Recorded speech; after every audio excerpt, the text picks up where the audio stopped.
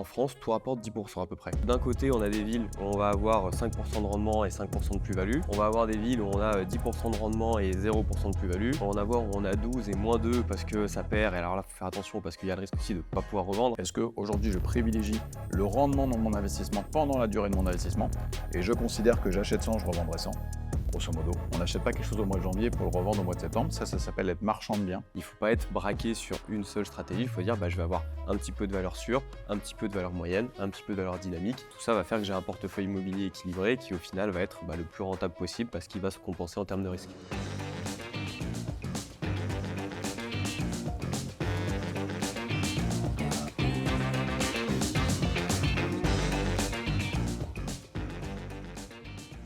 Bonjour à tous et bienvenue dans nos 41 mètres carrés. 41 mètres carrés, c'est l'espace IMO qui éclaire les investisseurs.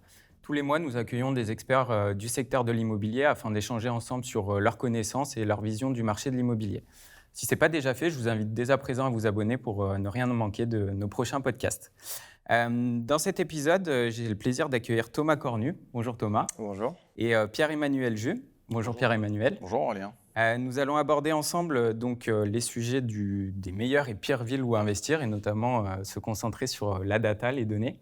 Thomas, avant de commencer, est-ce que tu pourrais te présenter? Tu es donc fondateur de la plateforme Livebox. Est-ce que tu peux te présenter ton parcours et ce que c'est Livebox? Avec plaisir. Je m'appelle Thomas Cornu, j'ai 30 ans. Je suis de formation ingénieur dans l'analyse de données, dans ce qu'on appelle la data science, donc qui regroupe toute la partie analyse de données et tout ce qui est aussi un petit peu intelligence artificielle. J'ai bossé plutôt dans la finance et en fait très vite j'ai pris un peu le virus de l'immobilier, c'est-à-dire que j'ai commencé à investir en parallèle de mon boulot en achetant des immeubles de rapport qui est ma spécialité. Et il se trouve qu'avec mon associé qui investit aussi, on avait pas mal de difficultés à trouver des biens rentables, à récupérer de la donnée à droite à gauche, à aller un petit peu faire nos recherches sur tous les sites immobiliers. Et donc, on a commencé à créer la plateforme Livebox, qui est une plateforme qui aide justement les investisseurs à faire des investissements, à la fois en leur agrégeant au mieux toutes les données immobilières qu'on peut trouver sur l'INSEE, chez les notaires et chez d'autres sources, en leur agrégeant aussi toutes les annonces immobilières de tous les sites, et en leur permettant de faire facilement des calculs de rentabilité, de cash flow et de fiscalité immobilière. Ok, merci Thomas. Pierre-Emmanuel, tu es directeur délégué de chez Maslow. Même question, est-ce que tu peux te présenter et expliquer Maslow, en quoi vous accompagnez vos clients? Oui, donc moi je m'appelle Pierre-Emmanuel Jus, je suis directeur délégué de chez Maslow. Je suis un petit peu plus âgé que Thomas. Moi j'ai 47 ans, ça fait 18 ans que je travaille dans l'univers de l'investissement immobilier. Ce que je trouve génial et ce que je trouve intéressant dans ce podcast, c'est que chez Maslow, on essaye d'aider les investisseurs en créant un score Maslow. C'est-à-dire qu'on a essayé dans ce score de scorer l'offre immobilière du marché, alors dans le neuf et puis également dans l'ancien récent, on y reviendra, pour donner à l'internaute une note sur ce que c'est un bon investissement locatif avec des critères objectifs. On y reviendra, de tension locative, dans le placement de profondeur de marché. Et on trouvait intéressant aujourd'hui de partager toutes ces sources parce que la data aujourd'hui est indispensable dans le fait soit de se rassurer, soit le fait de pouvoir prendre une décision. En tous les cas, sur les internautes qui nous font confiance chez Maslow, qui sont plus jeunes, qui ont entre 25 et 44 ans. Je pense qu'on a un peu les mêmes clients. Cette data, elle est incontournable, je pense, dans la décision aujourd'hui. Aujourd'hui, on va essayer d'identifier ensemble les meilleures et pires villes où investir. Pour commencer, Thomas, pour toi, quels sont les critères principaux qui définissent une ville comme étant un bon endroit pour investir, pour un investissement locatif, et quels sont les critères qui seraient forcément un mauvais choix? Alors moi j'aime bien dire en général qu'il n'y a pas de bon et de mauvais choix, même si on va voir que dans chacune des stratégies, en fait, il y a des bonnes et des mauvaises façons de faire, mais justement il y a plutôt différentes stratégies. Donc nous, on a des investisseurs qui vont plutôt être dans des investissements un peu patrimoniaux, donc avec des rendements locatifs assez faibles, et ils vont aller plutôt dans des villes dynamiques, en croissance, donc des villes où il y a déjà un grand nombre d'habitants, plutôt des grandes agglos de plus de 100 000 habitants, de préférence en croissance démographique, avec des taux de chômage qui ne sont pas très élevés, potentiellement avec des taux d'étudiants qui sont élevés aussi, si jamais c'est ce type d'investissement qu'on a envie de faire, des studios, des colocations. Avec un niveau de vie moyen, un bassin économique qui est assez intéressant. Donc ça va être un petit peu la stratégie un peu qu'on voit le plus souvent, patrimonial. J'investis dans une grande ville, j'ai un investissement qui me rapporte zéro, qui me coûte voire un petit peu d'argent tous les mois, mais je sais qu'à la revente, je vais récupérer mes petits parce que je vais avoir une plus-value et qu'en plus, j'aurai remboursé du crédit immobilier au fur et à mesure. Ça va être une première typologie. Et on a aussi des investissements plutôt de rendement, où là, l'objectif, ça va être d'être dans des villes plutôt moyennes, avec des prix qui sont du coup plus faibles et donc des rendements locatifs plus élevés. Et là, on va être obligé d'aller prendre un petit peu de risque pour aller chercher plus de rendement dans des villes où du coup la croissance démographique est peut-être un petit peu moins forte, le bassin économique est peut-être un petit peu moins porteur aussi. Et du coup, on va être sur des villes où potentiellement on ne va pas gagner d'argent à la revente. On va revendre au prix d'achat, voire des fois peut-être un tout petit peu en dessous. Mais par contre, pendant la détention, on aura gagné beaucoup de loyers par rapport à notre prix d'achat, par rapport à notre mensualité. Et du coup, c'est comme ça qu'on va faire un peu notre gain sur notre investissement immobilier. Pierre-Emmanuel, comment la data est désormais intégrée sur les critères de sélection d'un investisseur? Elle est indispensable. C'est-à-dire qu'aujourd'hui, quand on parle d'investissement locatif, il va y avoir 2 interlocuteurs ou 3 qui vont payer ma mensualité de crédit. Il y a moi, il y a mon locataire et puis après, il y a le dispositif fiscal que je vais choisir. C'est-à-dire qu'aujourd'hui, est-ce que j'achète un bien immobilier que je mets en location nue, génère des revenus fonciers, quelle sera ma fiscalité? Est-ce que je fais de la location meublée? Donc finalement, la fiscalité, que ce soit un débours ou un encaissement, va être un sujet. Mais bon, ça, c'est à peu près figé. Il y a ma mensualité de crédit. On a la chance en France qu'elle soit figée aussi. On est en taux, voilà, on est en taux fixe. Et puis, on a le locataire. Donc, le premier critère, c'est l'attention locative, c'est de s'assurer que je vais trouver un locataire. Tu disais, par exemple, une ville étudiante ou choses comme ça. C'est-à-dire que c'est la surface, par exemple, du logement, entre un T1, un T2 et un T3, on ne va pas avoir les mêmes locataires. Donc, si je cible le studio, ce qui est aussi un ticket d'entrée intéressant dans toutes les villes en France, c'est évidemment ce qui va être le moins cher, pas le moins cher au mètre carré, mais le moins cher, c'est mon ticket d'entrée. Donc, si j'investis dans un studio, je sais que mon locataire sera un étudiant ou un célibataire. Je sais aussi qu'il y aura un turnover locatif qui sera plus important sur un studio que sur un T2 ou sur un T3. Donc, c'est des choses qui sont à prendre en compte. Si je vais sur une grande surface, que je vais sur la colocation, donc c'est une grande surface, mon budget d'investissement sera forcément plus important et je vais avoir plusieurs locataires. Plusieurs locataires égale turnover locatif qui va être plus important. Si je mets 4 locataires dans le même appartement, ils ne vont pas tous rester tous les 4 pendant 3-4 ans. La moyenne de détention d'un logement, un T1 c'est 11 mois, un T2 c'est 1 an et demi, un T3 c'est 2 ans et demi. Ça, c'est des critères qu'on doit prendre en compte dans la décision de l'investissement. Vous utilisez tous les deux donc, des données, notamment numériques, sur vos 2 plateformes. Pierre-Emmanuel, est-ce que déjà tu peux présenter, vous utilisez le score Maslow. Ouais. Qu'est-ce que c'est le score Maslow? Comment il est composé et quelles datas sont sélectionnées pour établir ce score? Je pense qu'on fait comme chez Libox, on agrège de la data. Donc, on va chercher des données d'abord qui sont publiques. Tu parlais de l'INSEE, ça c'est des choses qui sont intéressantes, notamment sur l'évolution de la population, la croissance démographique, les flux migratoires. La data de l'INSEE, elle est intéressante. Elle est un peu figée sur la date. Donc, parfois, il y a des villes sur lesquelles on a de la data qui date de 2017, alors qu'on est en 2024, donc c'est beaucoup trop tard. Par contre, le dernier recensement, il est quand même intéressant. Voilà, parce qu'on a un peu tous cette image de post-Covid, les gens sont allés tous élever des chèvres dans le Larzac. C'est pas tout à fait vrai. 4 ans après, on regarde où les gens ont bougé.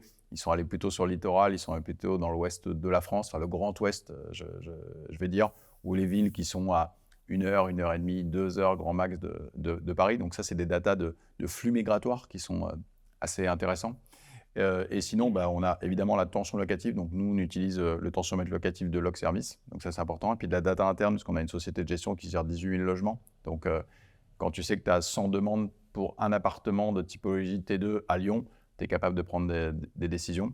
Ensuite, on agrège de la data sur la géolocalisation du bien, c'est-à-dire un bon investissement locatif, c'est quelque chose qui se loue bien, qui se revend bien. Il faut que ce soit, mon locataire puisse aller facilement sur son lieu de travail ou son lieu d'études, donc les transports, les commerces de proximité, les bassins d'emploi. Et puis ce qui est le plus difficile, c'est aussi la projection sur le prix, donc c'est-à-dire un nombre de transactions suffisantes. Si je mets en revente mon bien, il faut que j'ai des acquéreurs en face. Donc, c'est important d'avoir une profondeur de marché et puis de regarder comment s'est comporté le marché sur ces 5 dernières années. Et puis, j'ai envie de dire ces 5 derniers mois peut-être pour se dire, eh bien là, je prends plus ou moins de risques sur mon investissement. Thomas, même question, chez Libox. Qu'est-ce que vous utilisez comme données? Comment vous arrivez à coupler et qu'est-ce qui fait un bon investissement en utilisant Libox? Nous, les sources de données qu'on utilise, il y en a 3 principales. On va utiliser toutes les données de l'INSEE, donc qui sont très complètes. C'est vrai que l'INSEE, on va avoir toutes les données de recensement, de chômage, d'étudiants, de création d'entreprises. Donc aussi. Donc on va avoir toute la partie vraiment sociodémographique qui vient de l'INSEE. On va utiliser la base des notaires directement pour avoir une estimation des prix de l'immobilier. Donc ça va nous donner des prix de l'IMO dans toutes les villes de France, à la fois au niveau de la ville, mais aussi au niveau des quartiers, et à la fois en général, à la fois au niveau des typologies, donc les prix moyens DT1, DT2, DT3, etc. Et ensuite, on va utiliser aussi les annonces de location sur le Bon Coin pour faire des estimations de loyer. Et avec tout ça, on va pouvoir commencer à faire des premières estimations de rendement locatif en fait sur tous les biens. Donc ça va être les données, donc il y en a beaucoup. Après, il y en a qui sont plus importantes que d'autres. Pour la tension locative, on utilise aussi le tensiomètre de Logservice. Donc ça, c'est encore une source externe où on les utilise que pour ça, donc elle est plus éphémère, mais on s'en sert aussi. Et après, pour la tension locative, on la regarde, mais c'est vrai que nous, on a tendance à dire qu'en fait, la tension locative, elle est présente de partout en France parce que, heureusement ou malheureusement, on a un peu une crise du logement qui fait qu'en tant que propriétaire, on est quand même assez avantagé là-dessus. Alors après, c'est sûr que si on va dans des villages de 200 habitants, là, il faut quand même commencer à se poser des questions. Mais dès qu'on arrive sur une ville avec déjà quelques milliers, une petite dizaine de milliers d'habitants, en fait, on est déjà sur des villes où il y a pas mal de demandes. Et à partir du moment où on fait des logements qui sont propres et qui sont au bon prix, moi, c'est surtout ça que je dis aux investisseurs. C'est-à-dire, en fait, la tension locative, elle est toujours là. Ce qu'il faut, c'est proposer un logement qui est bon, qui est rénové et qui est largement habitable. Je dis toujours aux investisseurs qui devraient être capables d'habiter dans leur propre logement et de ne pas le mettre trop cher. Et à partir de ce moment-là, en fait, on se rend compte qu'il y a de la tension locative un petit peu de partout. Et du coup, nous, on n'interdit pas aux investisseurs d'aller dans des villes plus petites, parce qu'il y en a beaucoup, ça c'est une grande peur qu'ils ont, de se dire est-ce que je vais réussir à trouver un locataire? On regarde tous les très grandes villes où du coup, là on se dit ok, il y a beaucoup de monde, donc il y aura beaucoup de demandes. Mais dès qu'il y a quelques milliers d'habitants, en fait, il y a quelques milliers de locataires, il y a quelques centaines, voire quelques milliers de personnes qui vont chercher du T1, du T2, du T3, et on va réussir à trouver des locataires en général en étant sur le dessus du panier parce que c'est des secteurs aussi où il y a très peu d'offres. Et donc nous, en arrivant en tant qu'investisseur, en proposant des logements de qualité, on n'a pas de souci à trouver des locataires. Je souhaite investir dans l'immobilier. Par quoi je commence? Quelles données je regarde en premier? Est-ce que le prix au mètre carré, c'est déterminant? Est-ce que c'est le seul critère principal dans mon investissement? Alors, le prix mètre carré est un élément déterminant, mais il faut savoir le décomposer et le regarder. Alors, généralement, ce qui se passe chez Maslow, c'est que souvent, quand un investisseur veut investir, imaginons que ce soit son premier investissement locatif, on va d'abord se concentrer sur des choses que l'on connaît. Donc, les choses que l'on connaît, c'est la ville où on habite, la ville où habitent ses parents, la ville où j'ai fait mes études, et puis si ça fait 15 ans que je vais en vacances au même endroit, je commence à connaître un peu le marché. On va dire que c'est les 4 marchés que l'investisseur se dit, voilà, au moins ça je connais. Voilà. Ensuite, il estime son budget. Donc il utilise un simulateur, voilà, que ce soit d'une plateforme de crédit ou chez Maslow, on a un simulateur avec des taux actualisés. Et donc on dit, voilà, mon budget d'investissement, c'est 150 000 euros. Et après, on se dit, à 150 000 euros, quel est le marché qui est accessible? Donc aujourd'hui, on enregistre ce podcast à Lyon. À Lyon, 150 000 euros, ça risque d'être compliqué d'avoir un investissement locatif de bonne qualité pour pouvoir le mettre sur le marché locatif. Donc finalement, je vais regarder avec ces 150 000 euros où est-ce que je peux investir. Et c'est là que la data va te permettre d'aider, de se dire peut-être que ça va me permettre de me rassurer sur des endroits que moi je ne connais pas. Donc aujourd'hui, investir à Tours, à Reims, à Amiens, à Rennes, à Strasbourg, je ne connais pas ces villes-là. Comment je peux me rassurer sur le fait que je puisse faire un bon investissement? Donc ça, c'est la première des réponses. Sur le prix mètre carré, il est déterminant. Il est déterminant sur plusieurs choses. C'est que le rapport locatif, ta rentabilité va intrinsèquement venir aussi de ton prix mètre carré, c'est important. Et après, le prix mètre carré, c'est le prix où j'achète. Et puis aussi d'essayer d'avoir une vision moyen-long terme sur ta capacité à louer ton logement dans le temps. Je reviens, Thomas, sur ce que tu disais tout à l'heure par rapport aux villes. À partir du moment où il peut y avoir une tension locative, comment l'évolution démographique d'une ville peut avoir un impact sur un investissement locatif et comment tu détermines les critères comme quoi justement il y a un fort potentiel d'emploi dans un secteur? Ouais, pour le premier point, la croissance démographique, je pense que c'est l'un des premiers indicateurs qu'on regarde. Parce qu'en fait, on peut très bien avoir un logement qui est louable à l'instant T, mais qui ne le sera plus dans 5 ans, dans 10 ans, dans 15 ans. Donc là, s'il y a un truc où pour moi c'est un peu un no-go, ça va être les villes en décroissance démographique. Moi, je vais toujours prendre des villes où c'est à minima stable, de préférence en croissance, parce que la démographie, de manière générale, est un peu en croissance. Donc en théorie, on devrait avoir de la croissance un peu dans toutes les villes, mais à minima stable, parce que sinon, en fait, on peut très bien se retrouver avec un bien qu'on peut louer aujourd'hui. Et puis dans 5-10 ans, on a un peu moins de demandes et du coup, des gens commencent à avoir du mal à louer. Et dans 5-10 ans encore après, on aura en plus du mal à le vendre. Donc ça va être vraiment le truc hyper important. La diagonale du vide. Elle est présente sur l'INSEE, mais c'est vrai que tu as des territoires en France, notamment au centre de la France. Voilà, si tu fais une ligne qui va de Sedan, qui passe par Clermont-Ferrand, qui va à Perpignan, là, voilà, j'enlève Clermont quand même, mais cette zone-là est une zone sur laquelle la croissance démographique est plutôt en décroissance.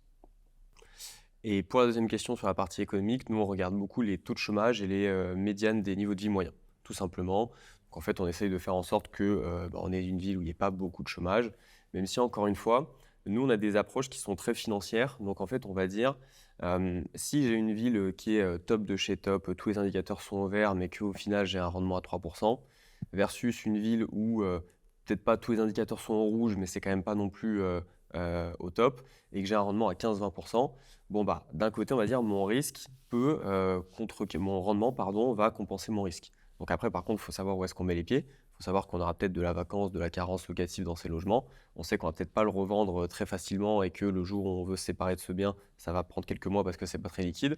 Mais on a un investissement qui est plus risqué, plus rentable. Donc après c'est encore une fois, ça dépend des stratégies des investisseurs. Est-ce que j'ai envie de quelque chose de très stable et potentiellement pas très rentable, mais du coup je m'en occupe pas et puis je sais que je récupérerai mes petits bouts de rendement, ou alors quelque chose d'un petit peu plus dynamique, un peu plus risqué.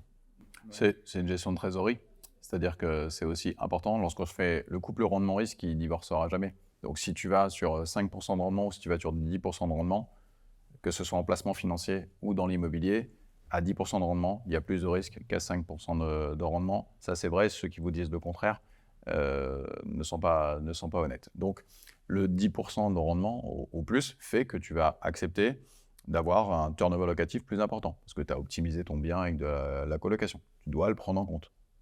Tu vas aller sur un marché sur lequel peut-être tu vas connaître un peu de vacances. Donc ça veut dire que tu vas peut-être passer 1 ou 2 mois à recherche locataire. Tu dois le prendre en compte.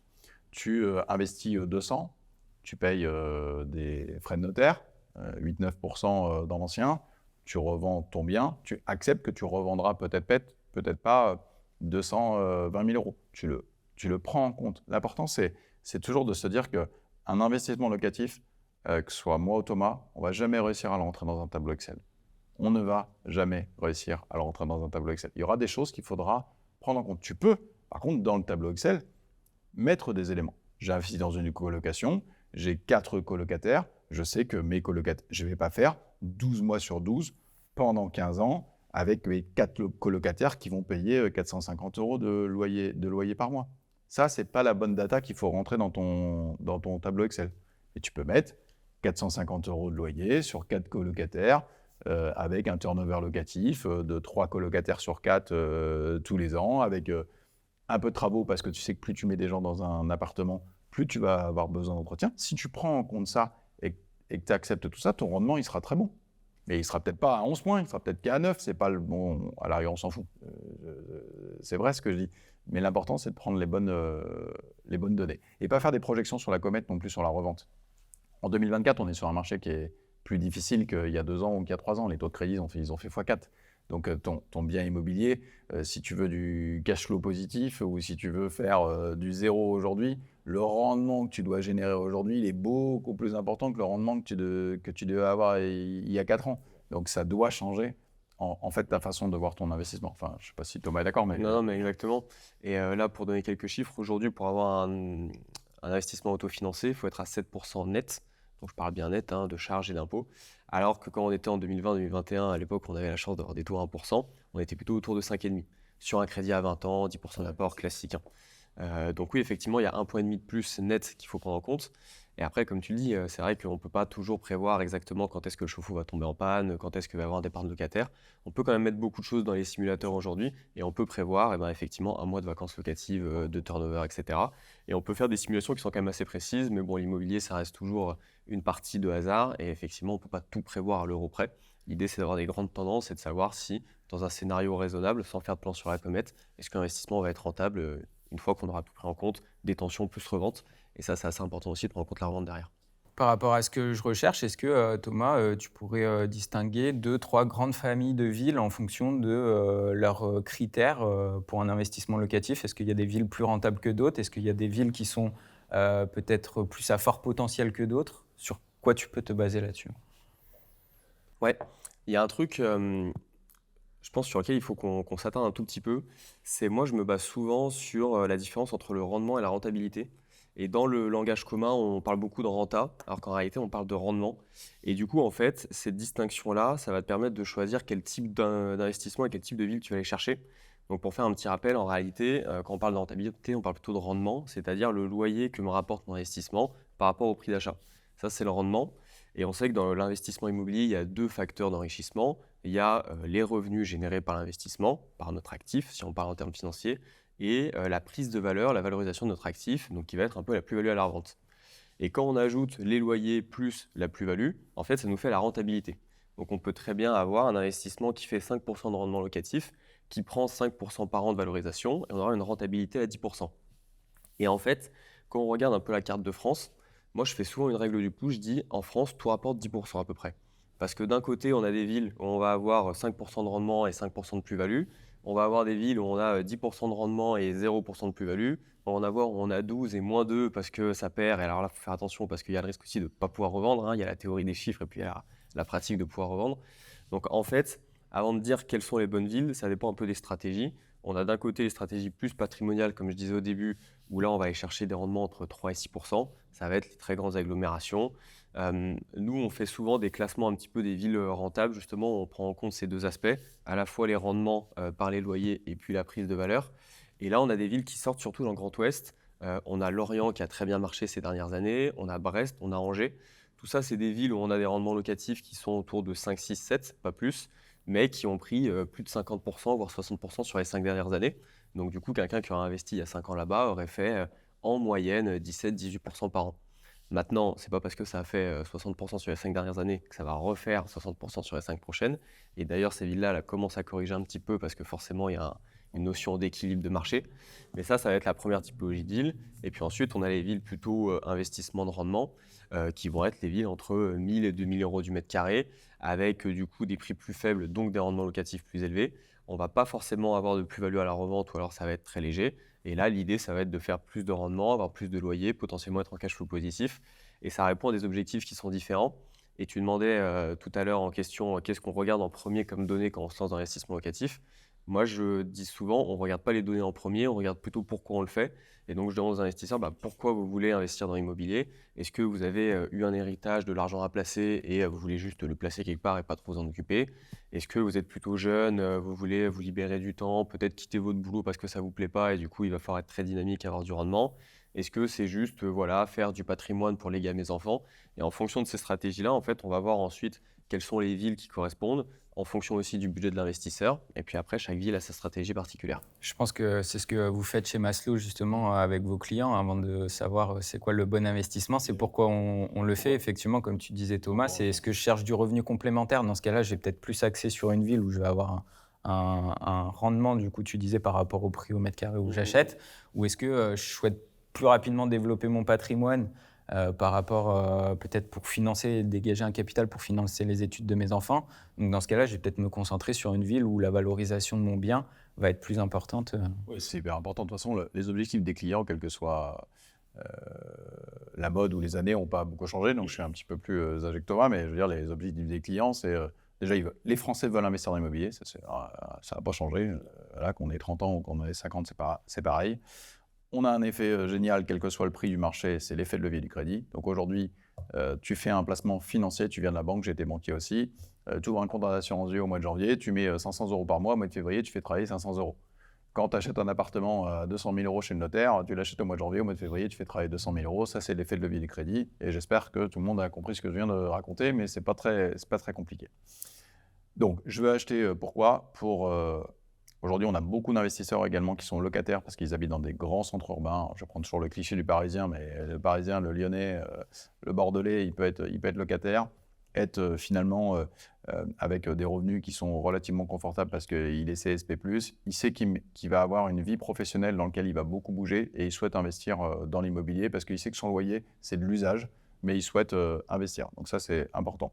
Ensuite, il y a la préparation de la retraite. Il y a acheter un bien immobilier pour finalement acheter ma résidence principale plus tard. Il y a financer les études de mes enfants, rembourser ma résidence principale plus tôt, placer mon argent parce que j'ai reçu une donation. Donc ça, ce sont des objectifs clients. Ensuite, il y a le budget d'investissement. Combien je souhaite consacrer de la part de mes revenus à cet investissement-là, ou quelle est ma capacité d'endettement. Ça, c'est quand même quelque chose qui est évidemment très important. Après, sur les villes, où, en général, il faut regarder l'investissement immobilier locatif, et ça, c'est très important également, sur un investissement moyen-long terme. On n'achète pas quelque chose au mois de janvier pour le revendre au mois de septembre. Ça s'appelle être marchand de biens. Donc, ce n'est pas nos clients. Enfin, peut-être que toi, tu en as, mais c'est un autre métier. C'est acheter un bien et améliorer ses qualités, faire de la division pour en retirer une plus-value. Ça, c'est marchand de biens. Investisseur immobilier, ce n'est pas marchand de biens. Investissement immobilier, c'est acheter un appartement, le louer, en percevoir les fruits et à un moment donné, envisager sa sortie. Il faut aussi apprendre à sortir des opérations et pas garder son bien pendant 25 ou 30 ans. Les Français sont assez attachés à leur bien immobilier. Sur les villes, Thomas a raison de comparer des villes de fonds de portefeuille, un peu fonds euro, certitude, et des villes qui peuvent être plus dynamiques. Sur les villes qui sont pas chères au mètre carré, moi j'ai une alerte, et je veux juste que les investisseurs le prennent en compte, c'est qu'aujourd'hui on a une réglementation qui change, et qu'aujourd'hui tu as un DPE qui est sorti. Avant c'était un papier qu'on avait chez le notaire, et tout le monde s'en foutait et personne ne regardait. Et maintenant, pour l'investisseur immobilier, c'est la possibilité de louer ton logement. Donc louer ton logement dans le temps. Donc peut-être que les dates elles changeront, parce qu'il y a une pression locative qui est tellement forte que peut-être que le législateur reculera. Pour l'instant, il n'a pas l'air de le faire, mais imaginons, voilà. Mais aujourd'hui, tu sais que ton appartement, il doit être en DPE-D pour le louer en 2035. On est en 2024. Dans 10 ans, il faut que ton appartement, tu puisses continuer à le louer ou que tu le revendes. Donc ça, c'est un élément qui est à prendre en compte. Lorsque tu es dans une ville qui est aujourd'hui à 1 000 € du mètre carré, mais que tu achètes sur un DPE qui n'est pas bon, tu vas devoir faire des travaux. Et les travaux de rénovation énergétique, que tu sois dans une grande ville, une ville moyenne ou une ville à 1 000 € du mètre carré, changer des fenêtres, faire de l'isolation intérieure, mettre une pompe à chaleur, changer le chauffe-eau, etc., grosso modo, ça coûte le même prix. Le coût de la main-d'œuvre n'est peut-être pas le même à Lyon qu'à Clermont-Ferrand, d'accord ? Mais grosso modo, ça te coûte le même prix. Donc si aujourd'hui tu achètes un bien à 1 000 € du mètre carré, mais tu dois mettre 1 000 € du mètre carré pour rénover énergétiquement ton logement, énergétiquement, pas faire de la déco, tu vas te retrouver avec un bien qui va être louable, super, tu vas pouvoir chercher du rendement, mais ton bien, il vaut 2 000 € du mètre carré. Et sur ton marché, tu n'as pas l'acquéreur en face à 2 000 € du mètre carré. Donc ça, c'est très important à prendre en compte dans le choix de ton investissement. Si on se concentre sur les analyses financières et par la suite législatives, tu as un petit peu anticipé les propos, mais Thomas, comment tu évalues justement la rentabilité d'un investissement locatif? Est-ce que tu peux nous repréciser quel est le rendement brut, le rendement net, le rendement même net après impôt? Comment tu calcules? Eh ben, le plus élevé et le premier qu'on calcule, c'est le rendement brut. Donc ça va être le prix d'achat avec les travaux et les frais de notaire par rapport au loyer. Donc on va prendre les loyers annuels qu'on va diviser par achat, frais de notaire et travaux. Je vais y arriver. Ensuite, le rendement net. Donc on va prendre notre loyer, on va enlever toutes les charges. Donc là, on va avoir de la taxe foncière, on va avoir de l'assurance P&O, on va avoir de la vacance locative qu'on peut provisionner, on va avoir des provisions travaux aussi, on va avoir de la comptabilité. Donc ça va nous faire un loyer net qui va nous donner notre rendement net. Et puis après, on a le rendement net d'impôt, où là, on va retirer les impôts à notre loyer pour avoir le rendement net d'impôt au final. Là, il y a un choix stratégique à faire, parce que si tu fais de la location nue, tu as une imposition qui peut être plus importante que la location meublée. Donc là aussi, est-ce que le marché dans lequel j'investis, la location meublée est pertinente et intéressante? Autre sujet aussi important, c'est qu'aujourd'hui, il y a plein de villes qui ont mis en place le plafonnement des loyers. Donc là aussi, c'est important de le prendre en compte. Tu parlais de grandes villes tout à l'heure. Ce qu'on va regarder nous aussi chez Maslow, c'est que là, j'ai un prix d'acquisition qui est fort et en plus, j'ai un rendement qui peut être faible parce qu'il y a une condition de marché, un plafonnement de loyer. Donc, on va regarder ce qui se passe autour pour éviter le plafonnement des loyers, profiter de la dynamique de marché. Ça, c'est des choses qui peuvent être intéressantes à prendre en compte. Sur le marché de l'immobilier, on a connu pas mal de mouvements ces derniers temps. Quelles ont été les dernières lois, les derniers impacts justement sur les investissements locatifs? Alors, le premier impact, ça a quand même été le crédit, parce qu'aujourd'hui, tu l'as dit, avant, pour équilibrer une charge et une recette, il fallait 5% de rendement. Aujourd'hui, il faut 7,5% parce que les crédits ont augmenté. Donc ça a désolvabilisé les gens. On a les normes HCSF qui font qu'aujourd'hui, il faut de l'apport personnel pour réaliser un investissement. C'est plus difficile de faire plusieurs investissements et que ton banquier te suive. Donc ça, c'est vraiment les choses qui ont changé entre l'âge d'or 2017-2020 et maintenant. On a un marché qui a beaucoup augmenté post-Covid, donc le prix d'acquisition a été beaucoup plus élevé. Là, il est en train de se corriger un petit peu. Il y a moins de transactions, moins de construction et une tension locative, par contre, qui s'élargit. Parce que comme on construit moins de logements, eh bien, il y a moins de turnover. Les gens achètent moins leur logement, restent plus dans leur logement, moins de turnover locatif. Donc ça, c'est plutôt favorable à l'investisseur parce qu'il a plus de chances de trouver un locataire finalement dans plus longtemps. Enfin, son locataire va rester plus longtemps ou dans plus de villes, il va trouver un locataire. Ça, c'est vraiment l'actualité du marché selon moi aujourd'hui. Thomas, est-ce que tu peux prédire l'évolution des prix de l'immobilier? Si oui ou non, sur quoi tu peux te reposer dessus? Malheureusement, on peut pas. Et ceux qui disent qu'ils peuvent, moi je pense, sont pas très honnêtes. On peut donner des tendances, ça c'est vrai. On peut avoir une idée d'une ville qui normalement devrait augmenter, d'une ville qui normalement devrait baisser en regardant un peu les flux migratoires, les bassins économiques, en regardant les évolutions de population. Maintenant, on ne pourra jamais prédire le prix exact à 5 ou 10 ans. C'est pour ça aussi que des fois, c'est difficile de faire des projections et de dire bah, cet investissement que j'achète aujourd'hui, dans 10 ans, je vais essayer de le revendre à tel prix. Parce qu'en 10 ans, il peut se passer beaucoup de choses. Et en fait, ça dépend de plein de facteurs qu'on ne contrôle pas. Le Covid qui arrive, qu'on ne peut pas prévoir, et ben forcément, ça a un impact sur les prix. Les décisions politiques ont un impact sur les prix. Le DPE, on vient d'en parler, bah forcément, ça a eu un petit coup aussi sur l'immobilier parisien où il n'y a quasiment que des passoires thermiques. Donc, on peut essayer de faire des tendances, mais estimer le prix, c'est quand même très difficile. Et c'est aussi pour ça que des fois, on a des investisseurs qui préfèrent avoir du loyer qui rentre tout de suite, qui est un peu sonnant et trébuchant, plutôt que d'essayer d'estimer une plus-value sur laquelle bah, finalement, on n'est pas forcément sûr. Et moi qui vis à Paris depuis quelques années, j'ai pas mal d'amis qui ont acheté dans les années 2019-2020.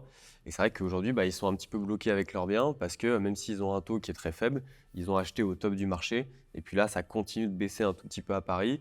Et donc, ils ont en moins-value bah, déjà la baisse, plus les frais de notaire, plus les frais d'agence. Et donc, du coup, ils se retrouvent un petit peu bloqués dans leurs biens. Donc, c'est ça aussi qui est difficile. Est-ce que vous pouvez resynthétiser un petit peu l'ensemble des risques que je dois prendre en compte quand je souhaite investir dans l'immobilier locatif? Investissement locatif égale locataire, donc la tension locative est quelque chose d'important. Le bon prix de marché d'abord du loyer, à qui je vais louer, combien ça vaut. Il y a plein de petits tests que l'on peut faire. Après, je vais prendre un cliché, mais qui est assez, je vais essayer de me fâcher avec personne. Aujourd'hui, on enregistre ce podcast à Lyon. On a une ville qui est atypique à côté de chez nous, qui est une agglomération qui fait plus de 100 000 habitants. Donc 100 000 habitants égale bassin d'emploi, locataire. 100 000 habitants, c'est une profondeur de marché qui est importante. Donc nous, aujourd'hui, à 50 km d'ici, on a Saint-Étienne. Donc Saint-Étienne, souvent, arrive dans des classements de rentabilité qui sont intéressantes, puisque lorsque tu trouves un locataire à Saint-Étienne, ton marché locatif fait que tu vas réussir à voilà. Mais tu as beaucoup d'offres, voilà, parce qu'il y a eu beaucoup d'investisseurs, beaucoup d'investissements en colocation. Donc il y a des petits tests à faire. Vous allez sur le Bon Coin, vous prenez T1, Saint-Étienne, vous mettez 0 km et vous allez voir que ce matin, il y a plus de 1000 logements qui sont alloués. Et 1000 logements qui sont alloués, ça veut dire que si toi, tu investis dans cette ville-là, qui est sur un prix cohérent en termes de mètres carrés, qui n'est pas cher, ben, ça veut dire que ton logement, il va devoir être plus beau que les autres.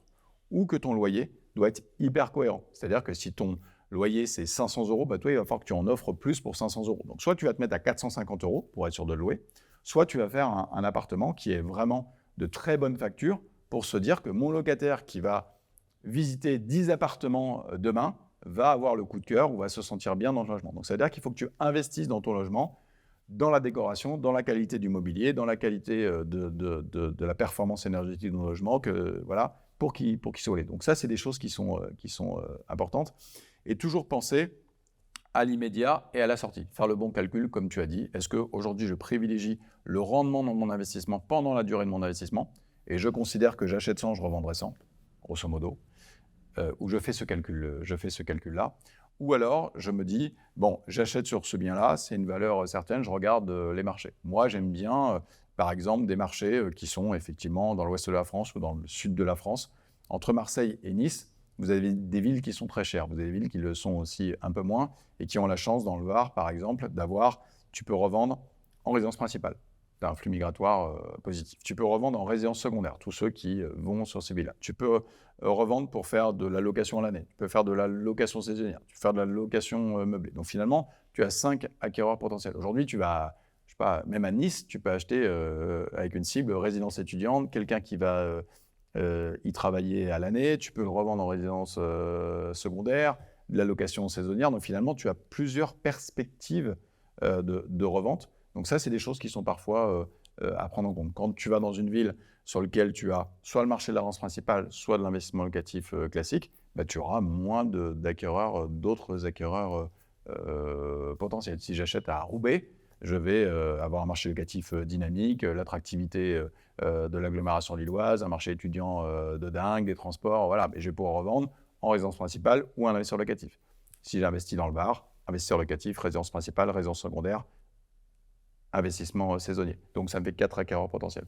C'est essayer un peu d'anticiper ça en fonction de son budget.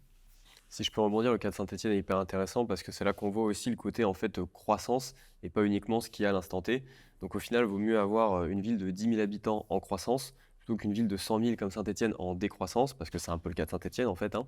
Et finalement, c'était une grande ville il y a quelques années avec pas mal d'entreprises.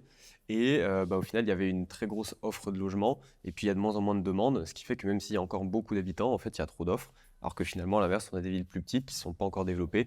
Et là, vu qu'on est en croissance, finalement, c'est plus le côté évolution dans le futur que le côté spot aujourd'hui qui va être important finalement.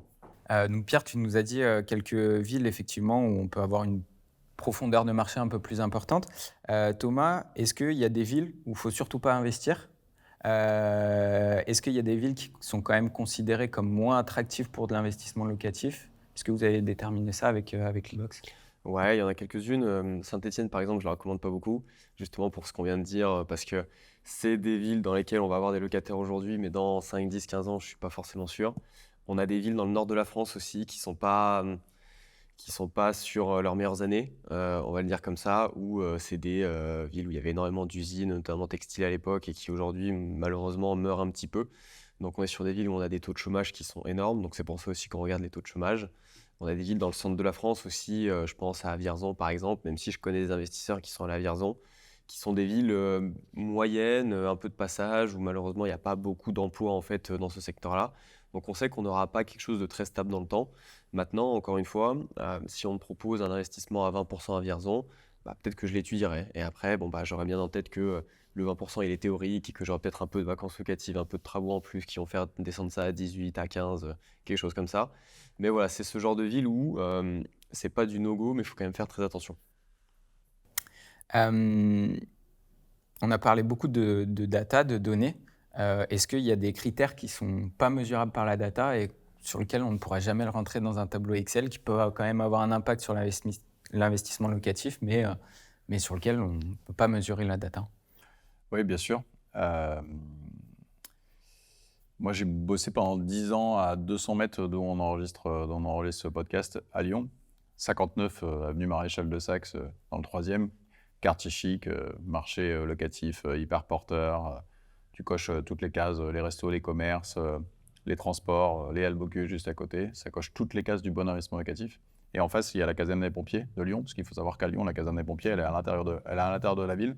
Donc, j'ai jamais passé un coup de fil sur le trottoir sans être dérangé. Et la meilleure exposition, finalement, de mon bureau, c'était face à la caserne des pompiers. Donc, finalement, sur cet immeuble-là, il fallait investir plutôt plein nord. Il fallait investir plutôt côté cour que côté rue. Donc, finalement, si je prends l'étage, l'exposition, le quartier, etc., et la data va me dire qu'il fallait que j'investisse sud-ouest, avenue Maréchal de Saxe, et finalement, il fallait investir de l'autre côté, parce que sinon, je pense que ce n'est pas le bon endroit pour habiter, finalement, pas le bon endroit pour investir.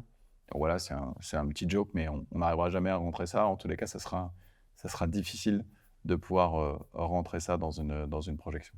Est-ce que Thomas, tu as d'autres critères aussi sur lesquels c'est difficilement mesurable sur un ordinateur? Ouais, il y a plein de petites anecdotes comme ça. Il y a les vues qui jouent beaucoup. Moi, j'ai un ami qui est marchand sur la Côte d'Azur et puis lui, son métier, c'est d'estimer des biens. Il est marchand, donc il essaye d'estimer les biens qui sont décotés pour pouvoir les acheter, ajouter de la plus-value et puis les revendre. Des fois, même sans rien faire, il fait ce qu'on appelle des flips. Il achète, il revend sans rien faire juste parce qu'il a trouvé un bien décoté. Et là-dessus, il y a toujours la petite vue sur le clocher, le petit quelque chose qui fait que, effectivement, on ne peut pas l'avoir dans les données et que derrière, ça a un impact sur le prix et qu'on ne l'a pas dans nos calculs. Et ça, en fait, je pense qu'il faut en être conscient et il ne faut pas essayer de demander à la donnée de tout faire pour nous. C'est un peu comme le débat sur l'intelligence artificielle qui rejoint un petit peu la donnée, où beaucoup de personnes nous disent oui, mais l'intelligence artificielle n'est pas aussi bonne que les humains, et ce n'est pas l'objectif en fait. Ça reste toujours des outils qui nous aident à aller plus vite et à en quelques minutes en fait faire une énorme sélection pour voir justement les villes, les adresses qui peuvent être intéressantes. Mais après, il y a un travail humain qui doit être fait pour prendre en compte tous ces petits paramètres qui ne peuvent pas forcément être pris en compte par les machines, par les données. Je pense qu'il faut bien se connaître aussi. C'est-à-dire son tempérament d'investisseur est quelque chose de très important. C'est-à-dire que si tu souhaites mettre des verrous de sécurité sur ton investissement en essayant d'enlever tout ce qui peut t'arriver, tu iras sur des choses certaines. Si tu acceptes du risque, et j'ai envie de dire que si tu acceptes du risque, et je pense que c'est important pour les gens qui nous écoutent et les internautes que nous, on a aussi chez Maslow, si tu acceptes du risque, c'est aussi que tu as les moyens d'avoir du risque. D'accord ? Ton 20% à Vierzon, tu peux l'étudier, mais tu acceptes le risque. Tu acceptes le risque en trésorerie, tu acceptes la vacance locative. Ton compte bancaire te permet d'accepter ce risque-là, sinon, n'y va pas. Je vais ajouter, ton conjoint est d'accord. D'accord ? Tu es d'accord pour prendre ce risque-là. Parce qu'à un moment donné, ce sera des flux de trésorerie qui font que j'ai quelque chose sur lequel je n'ai pas d'effort d'épargne parce que j'ai un loyer qui est supérieur à ma mensualité de crédit. D'accord, si je n'ai pas de loyer, tu as ta mensualité de crédit. Donc si ta mensualité de crédit elle est à 1 000 € par mois, est-ce qu'aujourd'hui tu es en capacité financière de sortir 1 000 € par mois pour que ça puisse fonctionner ? Je pense que bien se connaître, voilà, donc c'est comme la façon dont je gère mon contrat d'assurance vie ou mon compte titre. Est-ce que je fais du titre vif ? Est-ce que je fais de la crypto ? Est-ce que je fais tout ça ? Donc je pense que le profil des investisseurs est totalement différent.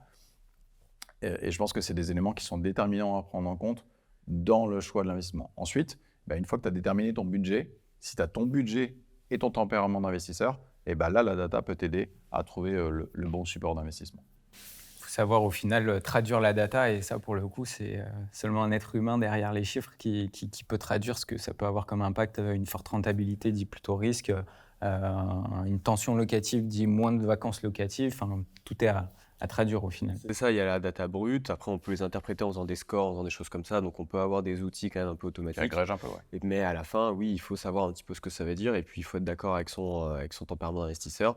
Et comme on le disait très bien, en fait, l'investissement immobilier, moi, j'aime bien le voir comme un portefeuille. Alors, c'est plus difficile avec l'immobilier parce que forcément, c'est des montants qui sont plus élevés. Donc, c'est pas forcément facile de faire 10 investissements patrimoniaux, puis 20 rentables, puis 30 moyens. Même si moi j'aime bien inciter les investisseurs à faire plus qu'un seul investissement locatif et pas de se satisfaire du premier, parce que l'immobilier c'est un des meilleurs vecteurs d'enrichissement, ça fait un patrimoine qui est génial et en général quand on arrive à la retraite, j'y suis pas encore mais j'anticipe, on est très content d'avoir ce patrimoine-là et du coup dans une stratégie globale, il ne faut pas être braqué sur une seule stratégie, il faut dire je vais avoir un petit peu de valeur sûre, un petit peu de valeur moyenne, un petit peu de valeur dynamique et tout ça va faire que j'ai un portefeuille immobilier équilibré qui au final va être le plus rentable possible parce qu'il va se compenser en termes de risque. On approche de la fin de ce podcast. Est-ce que tous les deux, vous pouvez nous donner tout de même des exemples de villes que vous affectionnez particulièrement quand même et qui peuvent être prometteuses pour un investissement locatif ? Ouais, j'ai toujours du mal avec ce top et ces flops, mais je peux quand même essayer de répondre. Moi, j'aime bien les critères objectifs, notamment sur les transports ou cette mode un petit peu du télétravail qui fait que si je télétravaille 2 jours par semaine, être pas loin des bassins d'emploi, je trouve que c'est intéressant. Donc, je pense qu'aujourd'hui, des villes qui sont quand même autour de cet énorme bassin parisien sont intéressantes. Donc, je pense que Amiens, Reims, Tours, Angers, Orléans, Rouen, Caen sont des choses qui sont intéressantes. J'aime bien les villes, si je veux aller un peu dans des villes moyennes qui cumulent plusieurs marchés, notamment les villes frontalières. Donc c'est vrai que du Thionville, du Nancy, c'est des choses qui sont intéressantes. Des marchés inaccessibles comme Annecy sont inaccessibles, mais il y a des villes qui sont autour qui peuvent être intéressantes. J'aime tout ce qu'est le Var, pour les raisons que j'ai expliquées tout à l'heure. Voilà. Et puis je pense que dans l'ouest de la France, il y a un vrai flux migratoire qui est positif. Je partage ce que tu as dit sur la Bretagne. J'ai habité pendant 7 ans et demi à Quimper. C'est un secteur que je connais un petit peu. Donc, je pense que les capitales un petit peu régionales comme ça de la Bretagne sont intéressantes. Et je pense que toutes les villes dans l'ouest de la France, au bord de mer, auront la certitude d'avoir un gain de population à terme. Et c'est déjà le plein emploi là-bas. Donc, des certitudes pour trouver le marché locatif. Et si j'ai des villes où il faut éviter, je vais aller dans la diagonale du vide.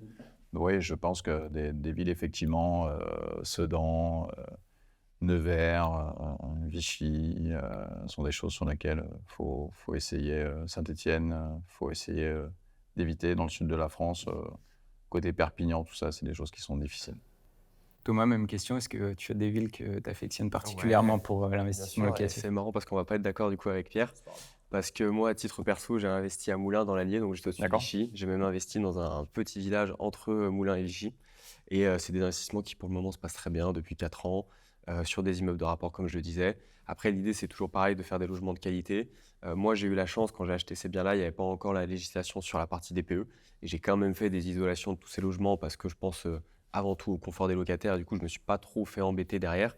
Toujours des petites bricoles de VNC qu'on n'avait pas pensé à l'époque, mais du coup, l'isolation des murs était déjà faite. Et ça, c'est quand même un gros avantage. Donc moi, j'ai pas de souci à aller dans la diagonale du vide, à condition de savoir ce qu'on fait, à condition d'acheter au bon prix, puis à condition d'être quand même dans des bonnes zones dans ces coins-là. Donc moi, les villes un peu moyennes comme ça, j'aime beaucoup. Après, comme je le disais plus tôt, dans les classements qu'on fait, on a quand même les villes de l'Ouest qui reviennent beaucoup, Lorient, Angers, Brest, qui ont très très bien marché ces 5 dernières années. La question, c'est est-ce que maintenant, c'est pas déjà presque un peu trop tard? Est-ce que ça va reprendre la même évolution ou est-ce qu'en fait, le train est passé et puis il faut essayer de trouver les prochaines villes un petit peu à potentiel? Mais moi, ça va être ça les villes que j'ai bien aimées. Et ensuite, moi, je vois des investisseurs qui vont vraiment partout en France. Et c'est ça que je trouve bien avec le marché français, c'est qu'en fait, on peut acheter presque partout. À partir du moment où on fait une bonne étude de marché, finalement, on a des habitants de partout, on a un marché de l'emploi qui est assez actif quand même dans toutes les régions de France. Et à partir du moment où on achète bien et qu'on regarde les bonnes données, on n'a pas trop de soucis derrière. Merci à tous les deux pour ce podcast et vos éclairages sur l'investissement locatif, les principales villes à investir ou pas. Tout dépend du risque. 41 mètres carrés, c'est terminé pour aujourd'hui. Je tenais également à remercier aussi Raphaël Meuble qui nous a accueillis pour l'enregistrement de ce podcast. Merci à tous de nous avoir écoutés. On espère que ce contenu vous a plu. En tout cas, si c'est le cas, n'hésitez pas à nous laisser 5 étoiles sur les différentes plateformes. Ça nous aide énormément. Vous pouvez retrouver en description du podcast donc, les profils LinkedIn de nos deux intervenants d'aujourd'hui, ainsi que les informations clés que nous avons évoquées. Si vous avez des questions ou même des suggestions de personnes que vous souhaitez voir dans ce podcast, n'hésitez pas à nous écrire sur nos réseaux sociaux maslow.imo. Merci, à bientôt. Au revoir. Merci, au revoir.